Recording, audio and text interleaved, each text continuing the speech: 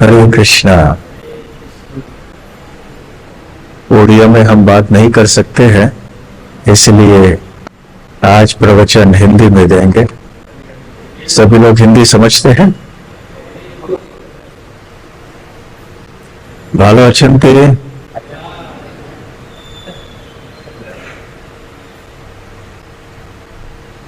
ग्रंथराज श्रीमद् भागवतम 10वां स्कंद, अध्याय संख्या 88, श्लोक संख्या 27 और 28। तम तथा व्यसनम दृष्ट्वा भगवान वृजिन अर्दनः दूरात् प्रत्युत्यात् भूत्वा बटुकः योगमायया मेखल अजिना दंड अक्षयः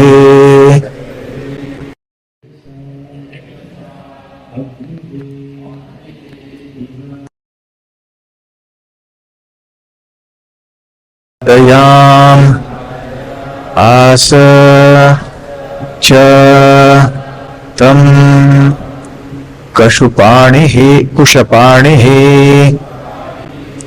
विनीतवत्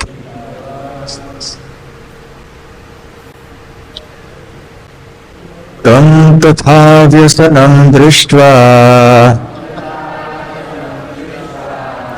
भगवान् वृजिनार्दनः दूरात् प्रत्युत्यात् भूत्वा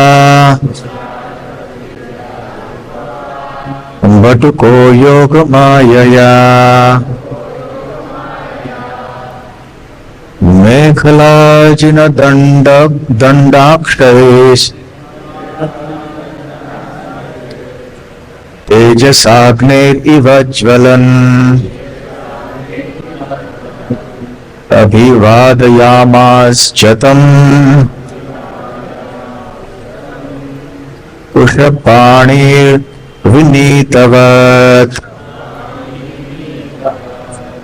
तं तथा व्यसनं दृष्ट्वा भगवान् वृजिनार्दनः दूरात् प्रत्युत्यात् भूत्वा बटुको योगमायया मेखलाजिन दंडाक्षैः तेजसाग्निरिव ज्वलन् अभिवादयामास तम् कुशपाणिर्विनीतवत्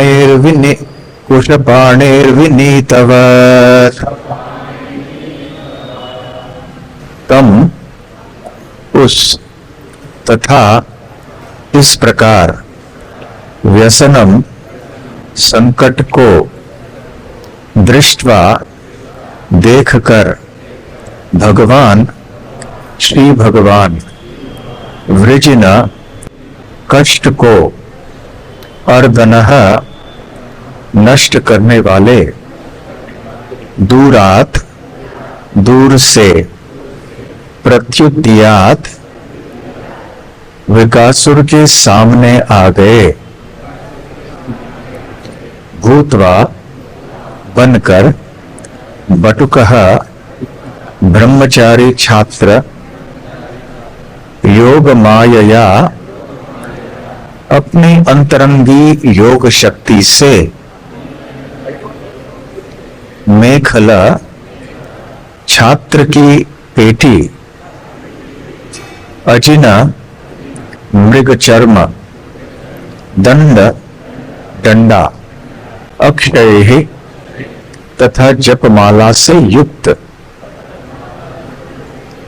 तेजसा अपनी तेज से अग्नि इव, अग्नि की तरह ज्वलन प्रकाश करते अभिवादयाम आस, आदर पूर्वक सत्कार किया, च तथा तम उसको, कुशपाणे ही हाथ में कुछ घास लिए, विनीतवत विनीत होकर। अनुवाद और तात्पर्य श्रील प्रभुपाद जी के शिष्यों के द्वारा। अनुवाद। अपने भक्तों के कष्टों को हरने वाले श्री भगवान ने दूर से ही देख लिया कि शिव जी संकट में हैं। अतएव अपनी योग माया शक्ति से उन्होंने ब्रह्मचारी छात्र का रूप धारण कर लिया, जो उपयुक्त मेखला, मृगचर्म, दंड तथा जपमाला से युक्त था, और वे वृकासुर के समक्ष आए। श्री भगवान की आभा अग्नि के समान, श्री भगवान की आभा अग्नि के समान चमचमा रही थी। अपने हाथ में कुछ घास पकड़े हुए उन्होंने विनीत भाव से असुर का अभिवादन किया। तात्पर्य।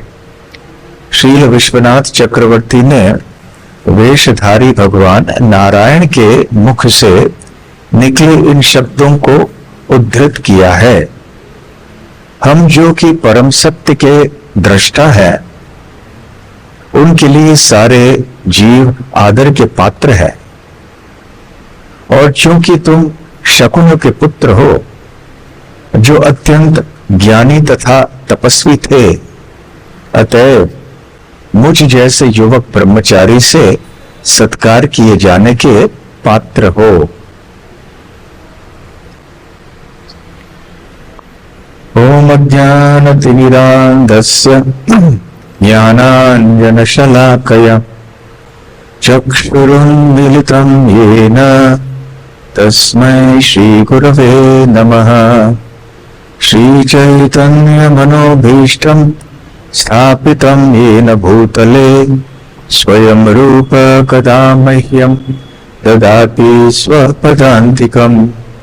वन्देऽहं श्रीगुरुं श्रीयुतपदकमलं श्रीगुरुं वैष्णवांश्च श्रीरूपं साग्रजातं सहगण रघुनाथान्वितं तं सजीवं साद्वैतं सावधूतं परिजन सहितं कृष्ण चैतन्य देवं श्रीराधा कृष्ण पादां सहगण ललिता श्री विशाखान्वितांश्च। नमो ओं विष्णुपादाय कृष्ण प्रेष्ठाय भूतले श्रीमते भक्ति वेदांत स्वामिनिति नामिने। नमस्ते सारस्वते देवे गौरवाणी प्रचारिणे निर्विशेष शून्यवादी पाश्चात्य देशतारिणे।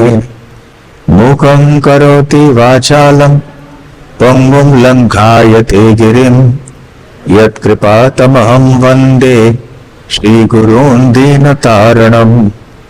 वाञ्छाकल्पतरुभ्यश्च कृपा सिन्धुभ्य एव च पतितानां पावनेभ्यो वैष्णवेभ्यो नमो नमः। नमो महावदान्याय कृष्ण प्रेम प्रदायते कृष्णाय कृष्ण चैतन्य नामने गौरत्विषे नमः। पंच तत्वात्मकं कृष्णं भक्तरूप स्वरूपकं भक्तावतारं भक्ताख्यं नमामि भक्तशक्तिकम्। आराध्यो भगवान् व्रजेशतनयस्तद्धाम वृन्दावनम्। रम्या काचित् उपासना व्रजवतो वर्गेण या कल्पिता। श्रीमद्भागवतं प्रमाणममलं प्रेमापुमर्थो महान् श्री चैतन्य महाप्रभो मतमिदं तत्रातरः न परः।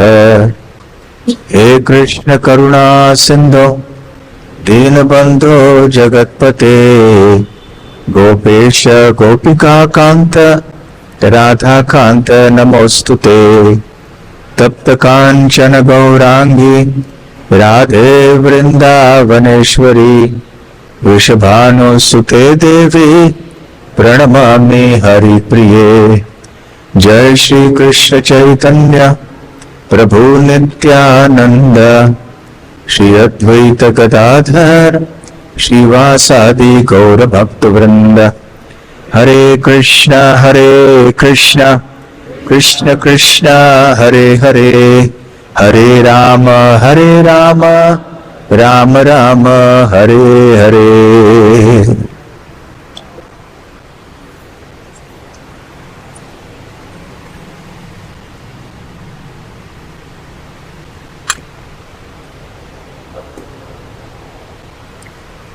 हरे कृष्णा।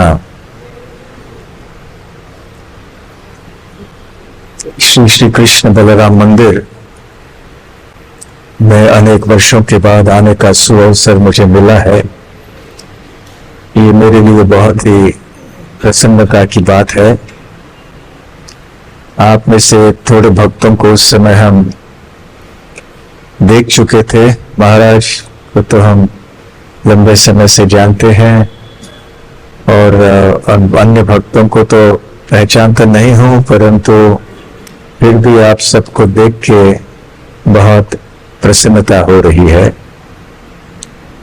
श्रील गौर गोविंद स्वामी महाराज जी की कृपा से,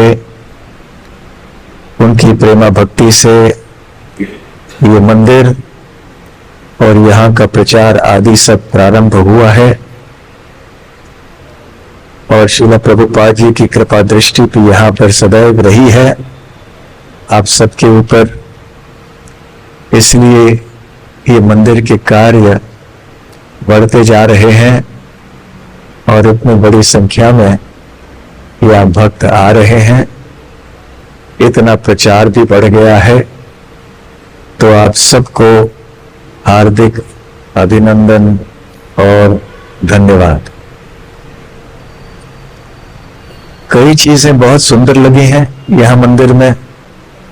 मंदिर के विग्रह तो है ही सुंदर, मंदिर भी सुंदर है, सिंहासन के द्वार भी बहुत सुंदर है और यहाँ जो पिछले 10-15 सालों में कुछ बदलाव हुआ है वो भी बहुत अच्छा है। नई इमारतें बनी है पीछे, ये सब पिछली बार जब मैं आया था ये सब नहीं थे यहाँ पर।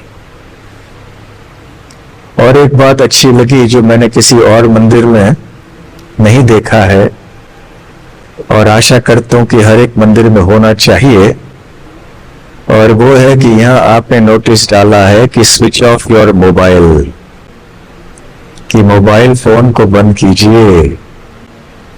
ये एक नियम होना चाहिए हर एक मंदिर में कि जब मंदिर के अंदर आते हैं तो मोबाइल फोन बंद कर लीजिए।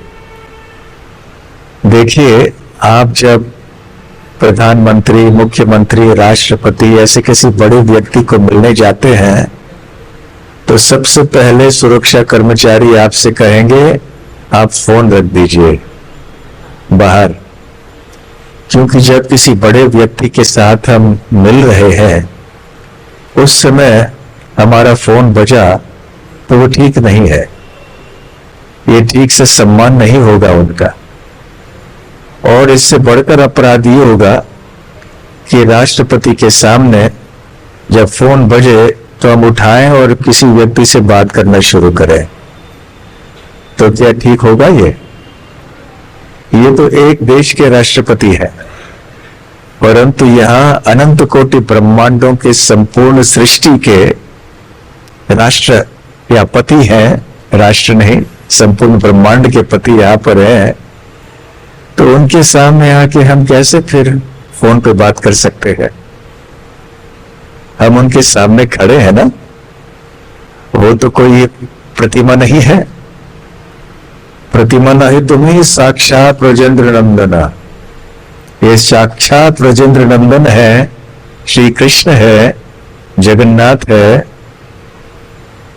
प्रतिमा नहीं है। तो उनके सामने खड़े हैं और हमारा फोन बजता रहे और हम फोन पे किसी से बात करें तो ये अवश्य कोई अच्छी बात नहीं है। इसलिए आपने यहाँ पे ये नोटिस लगाया हुआ है, ये बहुत अच्छी बात है। तो आज यहाँ पे श्रीमद् भागवतम के 10वें स्कंध से चर्चा हो रही है। अध्याय संख्या 88 विकासुर से शिव जी की रक्षा। प्रसंग ये है कि महाराज परीक्षित ने शुकदेव गोस्वामी से प्रश्न पूछा कि एक विडंबना है, एक विरोधाभास है। विरोधाभास आप समझे, विरोध तत्व लिखते हैं, कॉन्ट्रडिक्शन अंग्रेजी में कहते हैं। भगवान शिव ये बहुत विरक्त है, उनके पास घर भी नहीं है, केवल पेड़ के नीचे रहते हैं, न अच्छे वस्त्र भी पहनते हैं और यह वहां भ्रमण करते हैं, कभी पेड़ के नीचे बैठते हैं। परंतु उनके जो उपासक है वो धनी हो जाते हैं, उनको बहुत भोग की सुविधाएं प्राप्त हो जाती है। दूसरी ओर भगवान विष्णु जो कि लक्ष्मीपति है, उनके पास हर प्रकार के ऐश्वर्य आदि प्राप्त होते हैं, फिर भी उनके जो उपासक होते हैं वो अनेक बार धन से रहित हो जाते हैं, धन से मुक्त हो जाते हैं। तो ये तो बहुत बड़ी विडंबना है और विरोधाभास है। तो इसको हमें कैसे समझना चाहिए? तो शुकदेव गोस्वामी बतलाते हैं कि यह सही है कि शिव जी विरक्त है, परंतु शिव जी मिथ्या अहंकार के रूप में प्रकट हो के तीनों गुणों में इस सृष्टि की जो 16 तत्व हैं उनका सृजन करवाते हैं, उनसे अभिन्न होते हैं। जैसे 5 ज्ञानेंद्रियां, 5 कर्मेंद्रियां इत्यादि, मन। और फिर क्योंकि शिव जी इन 16 तत्वों के अधिष्ठाता देव है, तो जो शिव जी के उपासक हैं, जिस तत्व के रूप में वो शिव जी की उपासना करते हैं, तो उस प्रकार का ऐश्वर्य या उस प्रकार की सुविधा या शक्ति उस व्यक्ति को प्राप्त हो जाती है। इसलिए शिव जी के उपासक अक्सर बहुत ऐश्वर्यशाली हो जाते हैं, बहुत बलवान हो जाते हैं। शिव जी के द्वारा उनको नाना प्रकार के वरदान प्राप्त हो जाते हैं। दूसरी ओर भगवान हरि, कृष्ण या विष्णु, ये तो सदैव परम अवस्था में रहते हैं, भौतिक गुणों के परे रहते हैं। इसलिए जो उनके भक्त हैं वो भगवान विष्णु के पास किसी भौतिक चीज के लिए नहीं आते हैं। जब वो भगवान की उपासना करते हैं तो इन भौतिक तत्वों से परे होने के लिए करते हैं। इसलिए उन्हें भौतिक तत्वों से संबंधित जो ऐश्वर्य है, शक्तियां हैं, उनसे कोई आसक्ति नहीं है, उनको प्राप्त करने की कोई इच्छा नहीं है। तो इसलिए भगवान विष्णु और भगवान शिव के उपासकों में ये अंतर देखा जाता है। तो खैर आगे शुकदेव गोस्वामी कहते हैं कि ये जो प्रश्न आप कर रहे हो, इसी प्रश्न को युधिष्ठिर महाराज ने राजसूय यज्ञ संपन्न करने के बाद श्री कृष्ण से पूछे थे। और श्री कृष्ण ने कहा था, यस्याहम अनुगृणामि हरिष्ये तद्धनम शनैः, कि जब मैं मेरी विशेष कृपा मेरे भक्तों पे देता हूं तो सब कुछ उनसे हर लेता हूं। इसलिए श्री कृष्ण का नाम है हरि। सर्व अमंगल हरे इति हरि, ऐसे चैतन्य महाप्रभु ने समझाया है। तो यदि भगवान विष्णु के भक्तों से भगवान कुछ हरण कर लेते हैं तो हमें जानना चाहिए कि उस भक्त के हित के लिए है, और जो भगवान ने हर लिया है वो अवश्य उस भक्त के हानि के लिए है, वो अमंगल है उस व्यक्ति के लिए। इसलिए जो वैष्णव के जीवन में होता है वो कर्म सिद्धांत के अनुसार नहीं होता है, वो भगवान के निजी व्यक्तिगत हस्तक्षेप के कारण होता है, भगवान की कृपा का ये प्राकट्य होता है। तो ऐसे आगे चल के शुकदेव गोस्वामी कहते हैं, शाप देना और वरदान देना दोनों भगवान विष्णु, भगवान शिव, ब्रह्मा जी और अन्य भी कर सकते हैं, परंतु ब्रह्मा जी और शिव जी बहुत जल्दी वरदान दे देते हैं, बहुत जल्दी शाप भी दे देते हैं, परंतु भगवान विष्णु ऐसे नहीं है।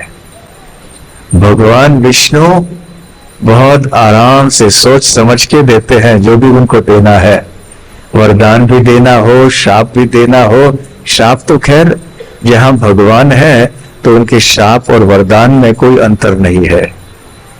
नारद मुनि जैसे जो शुद्ध भक्त होते हैं भगवान के, उनके शाप और वरदान में भी अंतर नहीं होता है।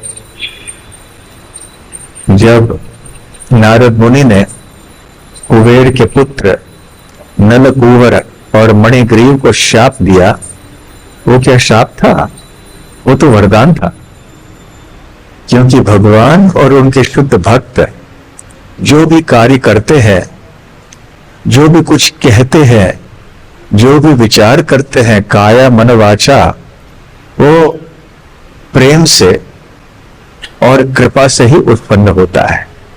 इसलिए नारद मुनि को शाप देना कुबेर के पुत्रों को, ये उनकी कृपा का, उनके प्रेम का एक प्रदर्शन मात्र था। तो जब भगवान कृष्ण के शुद्ध भक्त इस प्रकार से कार्य करते हैं तो भगवान विष्णु के कार्यों में कोई द्वेष, कोई ईर्ष्या इत्यादि कैसे हो सकता है? तो भगवान बहुत आराम से सोच के देते हैं, शीघ्र नहीं देते हैं। और ब्रह्मा जी और शिव जी जल्दी ही वरदान भी देते हैं, शाप भी देते हैं। इसलिए शिव जी का एक और नाम है आशुतोष। आशु अर्थात जल्दी, तोष अर्थात प्रसन्न हो जाना, संतुष्ट हो जाना। तो इस संबंध में, इस सिद्धांत को प्रदर्शित करने के लिए शुकदेव गोस्वामी ने ये वृकासुर वध की लीला सुनाई राजा परीक्षित को। कि वृक नाम का एक असुर था, शिव जी की उपासना करके बहुत लंबे समय तक घोर तपस्या की, तामसिक तपस्या की, और शिव जी को प्रसन्न करके शिव जी से वरदान मांगा। तो ये वृकासुर किस प्रकार की तपस्या कर रहा था? क्या वो जंगल में बैठ के अन्य ऋषि मुनियों की तरह बड़े प्रेम से भगवान के ऊपर स्मरण कर रहा था? नहीं, वो अपने चमड़े को ही काट रहा था, अपने शरीर के मांस को काट के अग्नि में अर्पण कर रहा था भगवान शिव को। और अंततः जब शिव जी आए नहीं तो वृकासुर ने अपने सर को, अपने गर्दन को काटने के लिए ही तैयारी की। उस समय शिव जी आए और कहा कि अरे रुको रुको रुको, क्या बात है, ऐसे मत करो, ऐसा भयंकर कार्य मत करो, तुम्हें क्या चाहिए? और वृकासुर ने देखिए कैसा वरदान मांगा। वृकासुर ने वरदान मांगा कि जिस व्यक्ति के सर को स्पर्श मैं करूंगा उसका सर फूट जाए, ऐसा मुझे वरदान दो। तो देखिए कितना बड़ा अंतर है ये। इस तरह के उपासकों में और भगवान विष्णु के भक्तों में। है कोई ऐसे विष्णु भक्त जो आप जिनके बारे में आप जानते हैं, जो प्रसिद्ध भक्त हुए हैं, जिनका उल्लेख किसी शास्त्र में है, जिन्होंने इस प्रकार से घोर अंधकार युक्त भयंकर ऐसे तपस्या करके इस प्रकार का वरदान प्राप्त किया हो या मांगा भी हो भगवान से? नहीं होता, क्योंकि जो भगवान विष्णु हरि कृष्ण के शरण में आते हैं, उनके संपर्क में आते हैं, निश्चित ही उनका हृदय शांत हो जाता है, भौतिक कामनाओं से शांत हो जाता है हृदय, और उसके हृदय में सारे सात्विक और दिव्य गुण प्रकट होने लगते हैं, जैसे कि प्रेम, संतुष्टि, कृपा इत्यादि। तो इस प्रकार का व्यक्ति कभी ऐसे भयानक वरदानों को प्राप्त करने का क्यों प्रयास करेगा? ऐसे भगवान विष्णु के जो भक्त होते हैं वो तो सबके हितैषी होते हैं, सबका भला चाहते हैं। वैष्णव कभी भी किसी की हानि नहीं चाहता। वैष्णव पर दुखी होता है, अन्यों के दुख को देखकर उसे दुख होता है, किसी को दुख पहुंचाने का प्रयास नहीं करता, सोच भी नहीं सकता इसके बारे में। ये होते हैं वैष्णव, भगवान विष्णु या कृष्ण के भक्त। उधर जब देवताओं के पास ऐसे उनके उपासक जाते हैं तो कई बार ऐसे उदाहरण दिखाई पड़ते हैं, जैसे वृकासुर। और वृकासुर अकेले नहीं, शिव जी को ऐसे पहले उनके उपासकों का भी अनुभव है। रावण ने शिव जी की उपासना की, शिव जी से प्रचुर शक्ति प्राप्त की, और फिर क्या किया? सीधे जाके कैलाश पर्वत को तहस नहस करने का प्रयास किया। पूरे कैलाश पर्वत को उठा के वहां बिल्कुल हलचल मचा दिया। उधर बाणासुर ने भी शिव जी की उपासना की, शिव जी प्रसन्न हुए और बाणासुर को वरदान दिया। बाणासुर ने भगवान को मारने का प्रयास किया। बाणासुर ने इतना हंगामा कर दिया सब जगह कि स्वयं भगवान श्री कृष्ण को आना पड़ा। बाणासुर ने वरदान मांगा था शिव जी से कि आप मेरे स्थान के बाहर रखवाली कीजिए। तो जब श्री कृष्ण आए बाणासुर की हत्या करने के लिए, तो शिव जी का सामना करना पड़ा, और फिर श्री कृष्ण ने तो शिव जी को हरा दिया। तो शिव जी अपने उपासकों के द्वारा कितने कष्ट में डाले जाते हैं। चाहे रावण ने किस प्रकार से शिव जी को कष्ट में डाला, बाणासुर ने किस प्रकार से शिव जी को कष्ट में डाला, और अब हम देख रहे हैं कि वृकासुर ने किस प्रकार से अपने आराध्य देव शिव जी को कष्ट में डाला। कैसे कष्ट में डाला?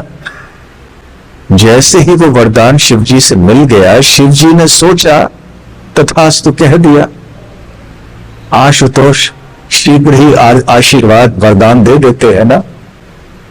और जैसे ही वरदान प्राप्त हुआ तो परीक्षार्थम, तो इस वरदान की परीक्षा करने के लिए सर्वप्रथम वृकासुर ने क्या किया? जाके शिव जी के सर के ऊपर स्पर्श करने का प्रयास किया। शिव जी ने ही दिया हुआ वरदान, और उसी वरदान का दुरुपयोग कर रहे हैं शिव जी को हानि पहुंचाने के लिए। तो देखिए कितनी बड़ी विडंबना है ये। और फिर शिव जी तो वहां से चल पड़े, संपूर्ण ब्रह्मांड में घूमे, यहां वहां घूमे, वृकासुर इनका पीछा कर रहा था। कितना दुर्भाग्य।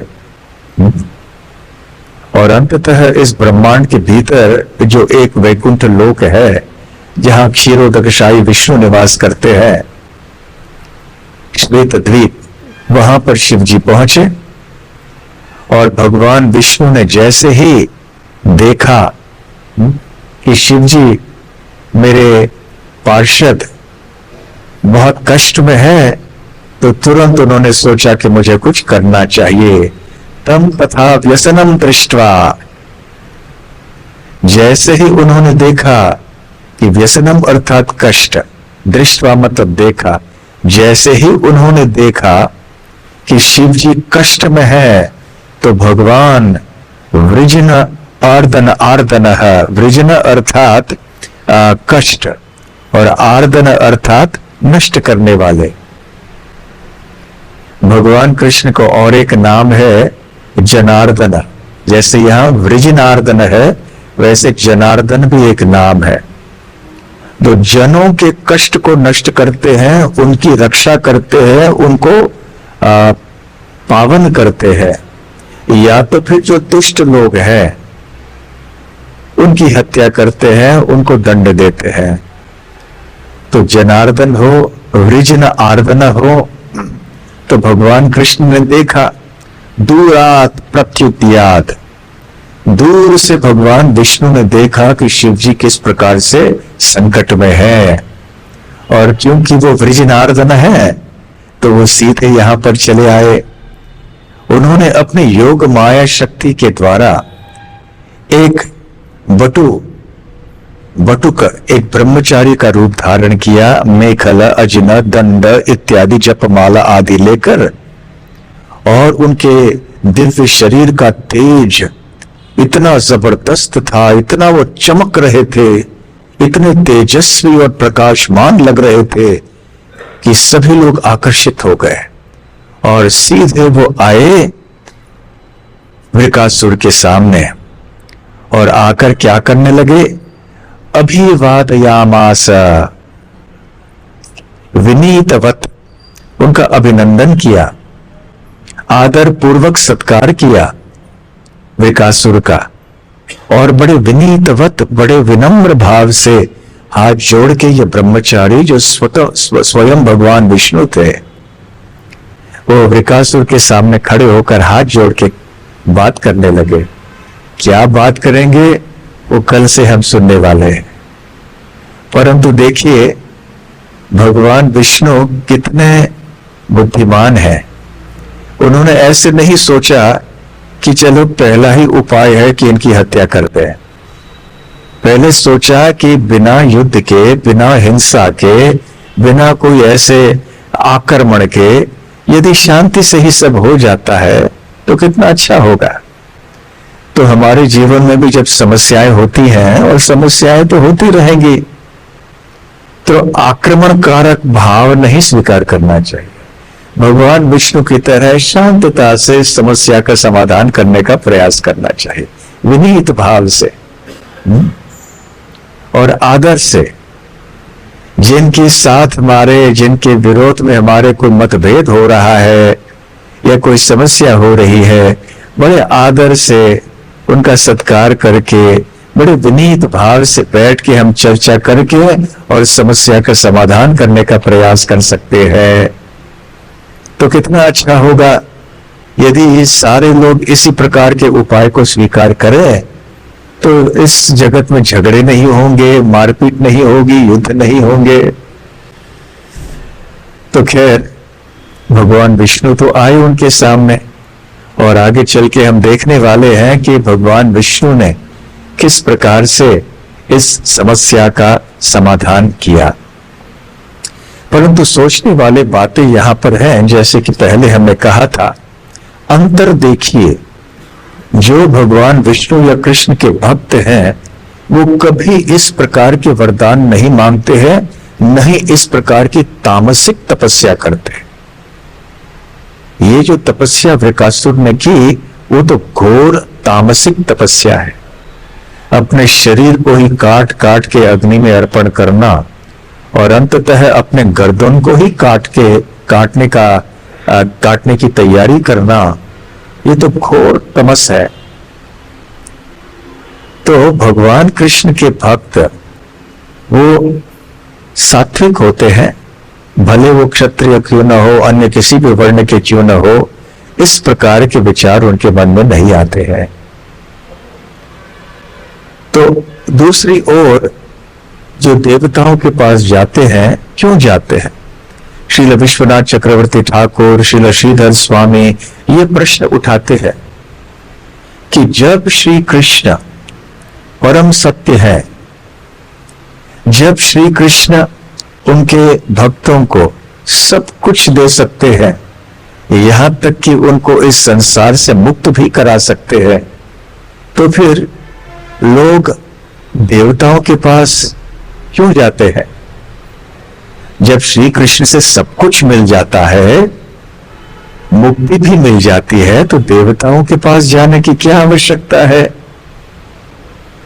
तो हमारे आचार्य गण विश्वनाथ चक्रवर्ती इत्यादि बताते हैं क्योंकि लोगों के पास धीरज नहीं है और लोग भौतिक चीज जल्दी चाहते हैं, और कृष्ण से तो ये जल्दी मिलने वाले नहीं हैं।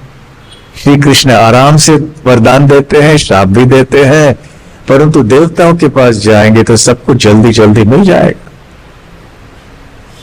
इसलिए श्रीमद् भगवद गीता में भगवान कृष्ण कहते हैं चौथे अध्याय में, कांक्षन्तः कर्मणाम सिद्धिम यजन्त इह देवता क्षिप्रम ही मानुषे लोके सिद्धिर भवति कर्मजा। वो कहते हैं कांक्षताम, कि उनकी इच्छा करते हैं, वो इसलिए यजन्त इह देवता, तो देवताओं की उपासना लोग करते हैं। कांक्षन्तः कर्मणाम सिद्धिम, तो अपने सकाम कर्मों में सिद्धि प्राप्त करने के लिए उनको जो उनके हृदय में बहुत सारी भौतिक कामनाएं भरी हुई होती हैं, उनको पूर्ण करने के लिए वो क्या करते हैं? यजन्ते इह देवता, तो उपासना करते हैं देवताओं की। और देवताओं की उपासना करने से क्या होता है? क्षिप्रम ही मानुषे लोके, इस मनुष्य लोक में क्षिप्रम अर्थात जल्दी, शीघ्र शीघ्र क्या हो जाता है? सिद्धिर भवति कर्मजा। तो ऐसे सकाम कर्मी को अपने उद्देश्यों की पूर्ति जल्दी से हो जाती है, क्षिप्रम। तो जब जल्दी से कुछ मिल जाएगा तो जो अल्प बुद्धि के होते हैं वो सोचते हैं इतने दीर्घ लंबे समय तक हम भगवान विष्णु की उपासना करते रहे और यहां तो जल्दी जल्दी सब कुछ मिल जाएगा, तो यहां पे जाते हैं। तो एक बार एक व्यक्ति हमें मिले थे रेलगाड़ी में सफर करते समय, और वो किसी तीर्थ यात्रा में निकले थे, अनेक मंदिरों में जा रहे थे देवताओं के, और वो कह रहे थे कि मैंने अनुभव किया है कि इस मंदिर के जो देव हैं वो बहुत जल्दी इच्छा पूर्ण करते हैं, इसलिए अब मैं समझ गया, अब मैं जब भी इच्छा कुछ मांगूंगा तो इनसे मांगूंगा कि वो जल्दी से इच्छा पूरे कर देते हैं। क्षिप्रम ही मानुषे लोके सिद्धिर भवति कर्मजा। परंतु श्रील प्रभुपाद जी भी तात्पर्य में कहते हैं कि देवता स्वयं अस्थाई है। देवता गण जो है ये हमेशा के लिए नहीं रहते, वो अमर नहीं है। यद्यपि देवताओं का एक नाम अमर है, परंतु वास्तव में वो अमर नहीं है। अमर उनको इसलिए कहा जाता है क्योंकि मनुष्य लोक पृथ्वी लोक की तुलना में उनकी जीवन की अवधि बहुत अधिक होती है, परंतु देवताओं का भी अंत होना है। तो जब देवताओं का अंत होना है तो देवताओं की उपासना से जो हमें लाभ मिलेंगे उनका भी अंत होगा, वो भी अस्थायी होंगे, वो भी अल्पकालिक होंगे, थोड़े समय के लिए ही वो लाभ मिल जाएगा। दूसरी ओर जो भगवान कृष्ण या विष्णु की उपासना करेंगे, भगवान विष्णु या कृष्ण तो शाश्वत है, अमर है, इसलिए भगवान विष्णु से जो लाभ मिलेगा वो भी अमर रहेगा। इसलिए भेद करना बहुत आवश्यक है, क्योंकि देवताओं से प्राप्त किए जाने वाले जो वरदान है वो नश्वर है, क्योंकि देवतागण स्वयं नश्वर है, शिवजी नहीं, अन्य। शिवजी का स्थान बड़ा विशेष है, तो वो महादेव है, इसलिए भगवान कृष्ण भगवद गीता में कहते हैं, अंतवत्तु फलम तेषाम तद्भवत्यल्पमेधसाम देवान देव यजो यान्ति मद भक्ता यान्ति मामपि। वो कहते हैं कि अंतवत्तु फलम तेषाम, तो जो देवताओं के पास ऐसे वरदान प्राप्त करने के लिए जाते हैं, अल्प मेधसाम, वो अल्प बुद्धि वाले हैं। क्यों? क्योंकि जिन फलों की प्राप्ति वो करना चाहते हैं ऐसी उपासना से, वो अंतवत है, उनका अंत होने वाला है। तो ऐसे वरदान को क्यों प्राप्त करने का प्रयास करें जिसका अंत होने वाला है? क्यों न भगवान के पास जाके ऐसे वरदान प्राप्त करें जो शाश्वत है और जो आनंद से पूर्ण है, अर्थात प्रेमा भक्ति। तो इस प्रकार से लोगों में क्योंकि इतनी कामनाएं होती हैं, ये कामनाएं जो है उनकी बुद्धि को भ्रष्ट करती हैं और वो ये नहीं जान सकते हैं कि मेरे हित में वास्तव में क्या है। नते विदु स्वार्थ गति में विष्णु दुराशया ये बहिरर्थ मानिना। प्रहलाद महाराज भागवत में कहते हैं कि अधिकतर लोग ये नहीं जानते कि उनका हित भगवान विष्णु की सेवा में है, उनकी भक्ति में है, क्योंकि बाह्य जगत को ही वो अपना सर्वस्व मानते हैं। तो जो वास्तव में हमारे लिए लाभदायक है, हमारे हित के लिए है, जो वास्तव में बहुत मूल्यवान है, उसको प्राप्त करने के लिए अधिक समय तो लगेगा ही। हम कैसे अपेक्षा कर सकते हैं कि एक अनमोल रत्न को हम 10 रुपए में खरीदें? क्या ये हो सकता है? कोई नकली मणि आप 10, 20, 50 रुपए में खरीद सकते हैं, असली मणि को क्या आप 10, 20, 50 रुपए में खरीद पाएंगे? नहीं। ठीक उसी प्रकार से भगवान की प्रेमा भक्ति वो अनमोल रत्न के समान है। तो उस अनमोल रत्न को प्राप्त करने के लिए, जिसका कि लाभ सनातन होगा और जो वास्तव में परम सुख प्रदान करने के लिए सक्षम होगा, तो ऐसे वस्तु को प्राप्त करने के लिए थोड़ा समय तो लगेगा। तो इसके लिए ज्ञान भी चाहिए, धीरज भी चाहिए। परंतु जिनके हृदय में भौतिक कामनाएं बहुत अधिक होती हैं, उनको ये समझ में नहीं आती बात। इसलिए वो सोचते हैं कि जल्दी जल्दी से मेरी भौतिक कामनाएं कैसे पूरे हो जाएंगी। और थोड़े लोग भगवान के भी पास आते हैं और भगवान से भी कुछ मांगते हैं, परंतु भगवान के संपर्क में आके ये लोग धीरे धीरे से शुद्ध हो जाएंगे। तो देखिए, वृकासुर हो, रावण हो, बाणासुर हो, शिव जी के पास आए और परिणाम क्या हुआ देखिए। शिव जी को ही कितना कष्ट उन्होंने दिया। तो हम जो कि वैष्णव है या वैष्णव बनने का प्रयास कर रहे हैं, हम शिव जी के पास जा सकते हैं, परंतु किस भावना से जा सकते हैं कि हे शिव जी, हे गोपीश्वर महादेव, आप वृंदावन में भगवान श्री कृष्ण की रास लीला स्थली की रक्षा करते हैं।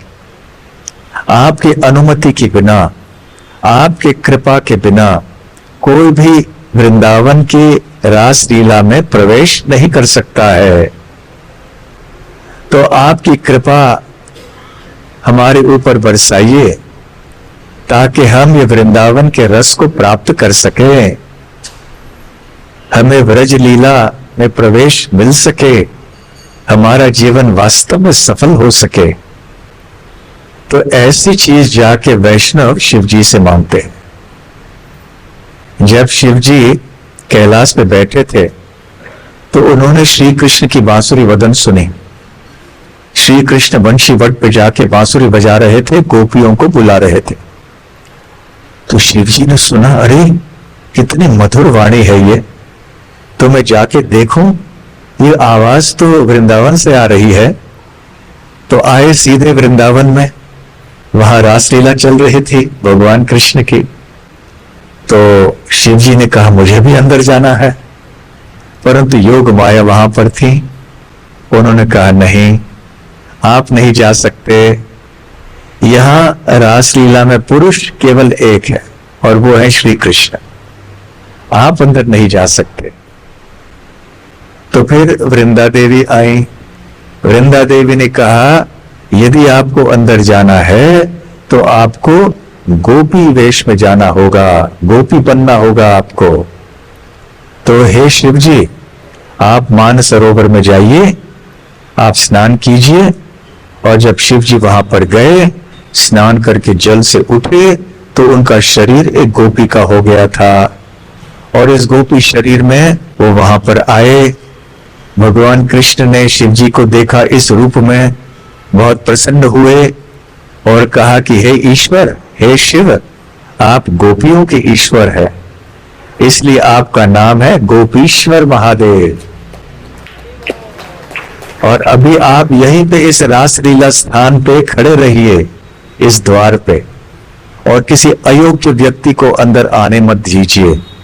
और जो योग्य श्रद्धालु भक्त हैं मेरे, उनके ऊपर कृपा कीजिए ताकि वो मेरे वृंदावन की लीला को समझ पाए और प्रवेश कर पाए। तो वृकासुर जिस भाव से शिव जी के पास गया और वैष्णव जिस भाव से शिव जी के पास जाते हैं, इनमें बहुत बड़ा अंतर है।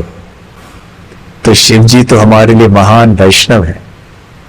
शिव जी की कृपा हम इस तरह से प्राप्त कर सकते हैं जिस प्रकार से रावण, बाणासुर और वृकासुर ने प्राप्त किया, वैसे नहीं।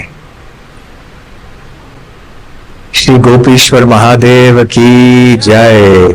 ग्रंथराज श्रीमद् भागवतम की जय। श्रील प्रभुपाद की जय। गौ प्रेमानंदे हरि हरि बोल।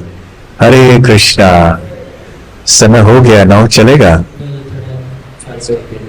अच्छा, फास्ट है, ठीक है, इसलिए जल्दी जल्दी हमने प्रवचन खत्म कर दिया। हाँ बोलिए।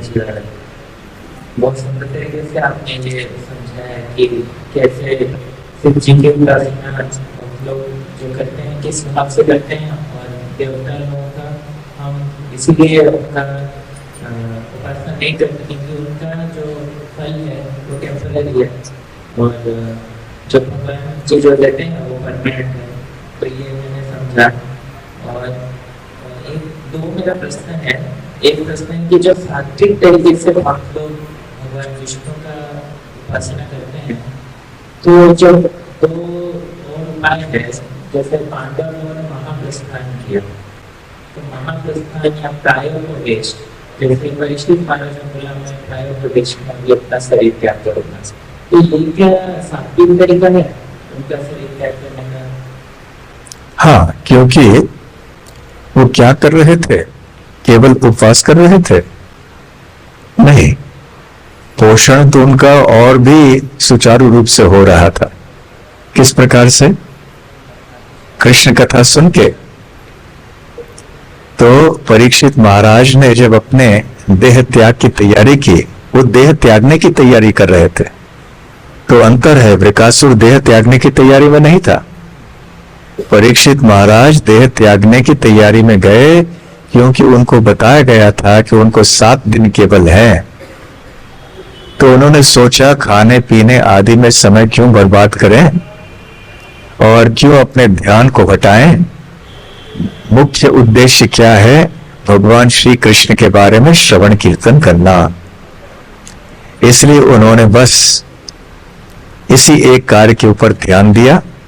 इसलिए उनकी तपस्या केवल सात्विक नहीं है, दिव्य है। ये भक्तिमय तपस्या है। ठीक है? में जो महाप्रस्थान किया, हाँ, ये द्वापर युग में और पूर्व युगों में ऐसी प्रथा थी। जब समय आ जाता था तो वो हिमालय में या वन में आदि चले जाते थे और भगवान का भजन करने के लिए वन में प्रस्थान करते थे। और उसी प्रकार से ऐसी जो एक मृत्यु होती थी वो बहुत महान मानी जाती थी। ऐसे श्रील प्रभुपाद जी भी अपने भागवतम के एक तात्पर्य में बताते हैं। तो पांडवों की बात तो दूर है, साधारण लोग भी ऐसे कभी कभी किया करते थे। अपने जैसे आयु बढ़ गई वैसे घर से निकल जाते थे और उनके रिश्तेदारों को पता होता कि अभी हम कभी मिलेंगे नहीं इनसे, क्योंकि उनकी मृत्यु कहाँ होगी कोई ठिकाना नहीं। कहीं बीच में जंगल में जाके मृत्यु हो सकती है, कहीं तीर्थ स्थान में जाके हो सकती है। ठीक है। और एक छोटा छोटा कि जो भगवान जो भक्तों को जो फल देते हैं वो देख के परखते हैं उसको, क्या ये सही है इसको देना, क्या ये सही समय है। इसीलिए देरी होती है कभी भगवान के पास कुछ चीज मांगे तो भगवान के भक्त भी तो वही है। भक्त के पास जब हम जाएंगे प्रभुपाद जी के पास जाएंगे तो वो भी तो वही करेंगे ना जैसा भगवान कर रहे हैं। और भगवान शिव भी तो परम भक्त है भगवान के, तो वो क्यों ऐसा नहीं कार्य कर रहे हैं जैसे। देखिए, जब आप एक न्यायाधीश के पास, आप नहीं, कोई गुनहगार जिसने खून किया है वो न्यायाधीश के सामने अदालत में जाता है तो उसको न्यायाधीश का एक रूप दिखाई पड़ता है। परंतु यदि कोई उनका रिश्तेदार है, बहुत निकट का उनका है, वो उनको अपने घर में जाके मिलता है न्यायाधीश को, तो उस समय क्या न्यायाधीश उस व्यक्ति को मृत्युदंड देता है? जिसने खून किया है, जो उनके सामने अदालत में आया है, उसको मृत्युदंड देता है न्यायाधीश। लेकिन उसका कोई प्रेमी मित्र है, रिश्तेदार है, उसको मिलने घर में आता है, तो क्या न्यायाधीश उसको उसी समान दंड देते हैं? नहीं देते। क्यों नहीं देते? दोनों अवस्थाओं में अंतर क्या है? ये तो प्रेम से अप्रोच कर रहे हैं। नहीं, न्यायाधीश की दृष्टि में क्या है? हाँ, दोनों एक ही व्यक्ति है, न्यायाधीश है। हाँ? न्यायाधीश, जब वही व्यक्ति न्यायाधीश के पद में होता है तो उसका हाव भाव सब एक तरह का होता है। जब वही व्यक्ति न्यायाधीश नहीं है, घर में है, क्या पत्नी उसको न्यायाधीश कह के पुकारती है? नहीं। पत्नी तो डांटे कि लेट देर से क्यों आए। अदालत में कोई नहीं ऐसे बात कर सकता उनसे। तो उसी प्रकार से शिव जी को जब कोई देवता के रूप में देखते हैं और भौतिक कामनाओं की तृप्ति के लिए एक साधन बनाते हैं, एक वाहन बनाते हैं, तो शिव जी एक प्रकार से उनसे वरदान करेंगे, बर्ताव करेंगे। परंतु जो वैष्णव होते हैं वो शिव जी को इस दृष्टि से नहीं देखते, वो शिव जी को महान भक्त के रूप में देखते हैं। इसलिए वो शिव जी के पास इस प्रकार की चीजों की पूर्ति के लिए नहीं जाते हैं, वो भगवान की भक्ति के लिए जाते हैं। तो शिव जी उस प्रकार से उनको वरदान देते हैं। ये यथा माम प्रपद्यन्ते तांस तथैव भजाम्यहम्, ये शिव जी के लिए भी होता है। ठीक है। हरे कृष्ण।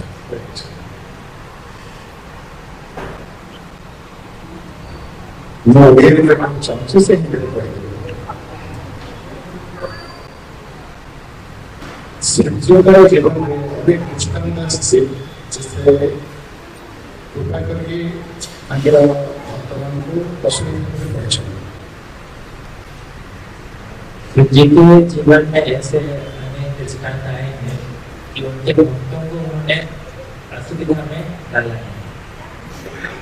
क्या भक्तों को कृपा करने को जाके खुद असुविधा में पड़े हैं। शिवजी बारंबार एक जलन दिखाएंगे, शिवजी वैष्णव का तो ये बार बार भगवान शिव क्यों कर रहे हैं? क्या ये उनकी वैष्णवता है या कृपा है? वास्तव में भगवान शिव को समझना बहुत मुश्किल है। भगवान शिव बहुत महान है, प्राय भगवान है, पूर्ण भगवान नहीं, प्राय भगवान। परंतु जो लोग कैटव धर्म का पालन करते हैं, धोखेबाजी का धर्म, कि मुझे शिव जी के पास जाना है कोई भौतिक चीज प्राप्त करने के लिए, तो शिव जी भी उनको उसी प्रकार से धोखा देते हैं। तो इसको कृपा नहीं कहते, ये भी धोखा है, क्योंकि वो धोखा पाना चाहते हैं। इस प्रकार से शिव जी के पास आते हैं और शिव जी का कर्तव्य होता है, क्योंकि वो ऐसे उपासकों की इच्छा पूरी करना उनका कर्तव्य है, प्रभु दत्त सेवा है उनकी, तो इसलिए वो करते हैं। तो जल्दी प्रसन्न हो जाते हैं, कृपालु है ये है, परंतु इस दृष्टि से जो उनके पास आते हैं, ये एक फल के दृष्टि से देखा जाए तो ये धोखा ही है।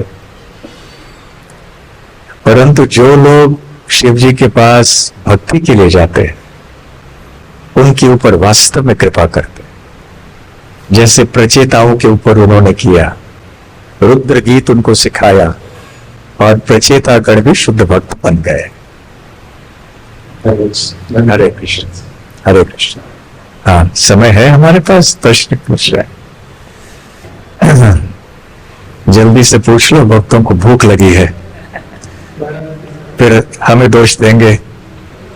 हाँ,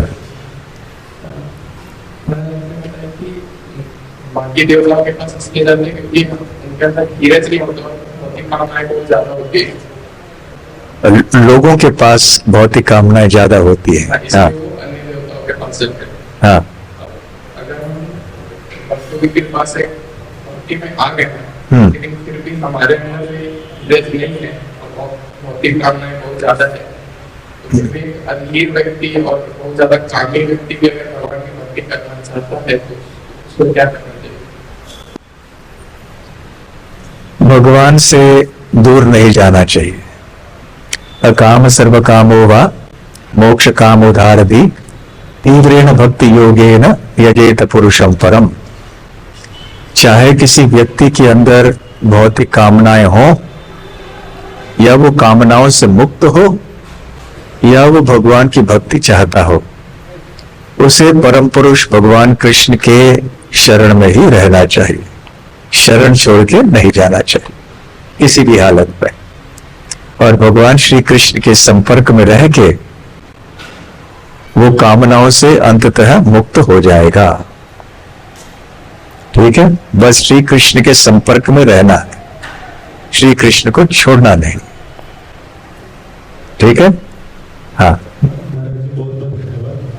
मेरा ये प्रश्न था, जब आपने बताया कि भगवान कैसे प्रेरित भाव से प्रकाशुर के पास आए और बहुत सुंदर तरीके से उनको बोलने लगे। हम देखते हैं कि चतुर्थ कुमार के टाइम पे कई महाराज भगवान इतने सुंदर विनीत भाव से करते हैं कि उनके दर्शन से ही वो जो कॉन्फ्लिक्ट है वो रिजल्व हो जाता है। और शुद्ध भक्त के मतलब भक्तों भी कैसे ये व्यवहार करते हैं, लेकिन हम लोग जब हमारे परिवार में या कोई दूसरे भक्त के साथ कोई कंफ्लिक्ट में आते हैं तो उस टाइम इतना ज्यादा ये रहता है, रजगुण रहता है कि उस टाइम में अच्छे तरह से बर्ताव करना ये मुश्किल हो जाता है। तो मतलब कैसे उस टाइम पे how to deal in that situation कि हम भी अच्छे तरह से बर्ताव कर पाए घर में या कोई दूसरे भक्त के साथ जब भी जब हरिनाम सबका मन ठंडा हो जाएगा। ठीक है, हाँ, एक माइक इधर दे दीजिए।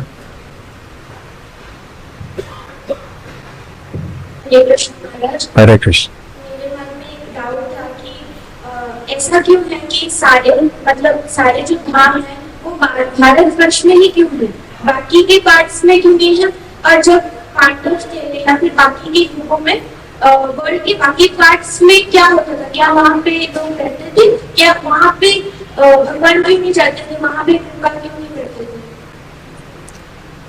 ऐसा नहीं है कि विश्व के अन्य भागों में भगवान के धाम नहीं है, परंतु अब वो लुप्त हो गए हैं, अभी पाए नहीं जाते। कहाँ है किसी को पता नहीं, पहली बात। दूसरी बात, फिर भी अधिक से अधिक जो तीर्थ स्थान है, धाम है, ये भारत नहीं है। इसलिए इस देश को भारतवर्ष, इसको पुण्य भूमि कहते हैं। और इसलिए यहाँ जन्म पाना बहुत ही एक सौभाग्य की बात मानी जाती है। तो यदि हम यहाँ पे भारत भूमि में जन्म लेने का लाभ लेना चाहते हैं तो हमें भगवान की भक्ति में लगना चाहिए। तो इसलिए यहाँ ये भारत भूमि की विशेषता है कि यहीं पे अधिक से अधिक भगवान के अवतार हुए, उनकी लीलाएं हुई और उनके भक्तों के भी ये धाम और तीर्थ स्थान है। ठीक है, ठीक है, बहुत बहुत धन्यवाद। श्रील प्रभुपाद की जय। गौर प्रेमानंदे। हरि हरि बोल।